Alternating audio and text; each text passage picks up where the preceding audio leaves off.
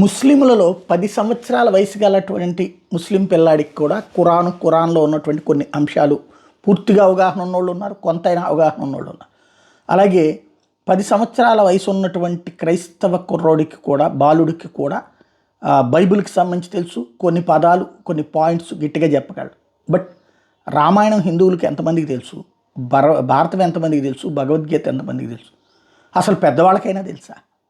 ఎందుకంటే మన దగ్గర ప్రతివారం మసీదుకో చర్చికి వెళ్ళినట్టు హిందువులు ఖచ్చితంగా గుడికి వెళ్ళాలన్న రూలు లేదు, లేదా అలాంటి సంప్రదాయాన్ని మనం పాటించడం లేదు. అలాగే అక్కడ చెప్పేవాళ్ళు కరువు. వాస్తవంగా రాముడికి సీత ఏమవుతుంది అంటే, ఇది రామాయణం అంతే నాకు రాముడికి సీత ఏమవుతుందని అడిగేటటువంటి స్థాయిలో ఉన్నటువంటి వేళ ఇక్కడ మనం తెలుసుకోవాల్సింది, విదేశాల వాళ్ళకి ఆయా గ్రంథాల యొక్క విజ్ఞానం తెలుసు. ఏకంగా కువైట్లో రామాయణం మహాభారతం పుస్తకాలు రిలీజ్ చేయడం అన్నటువంటిది సంచలనాత్మకమైనటువంటి విషయం. అది కూడా ఇది అరబిక్ భాషలో తర్జుమా చేశారు.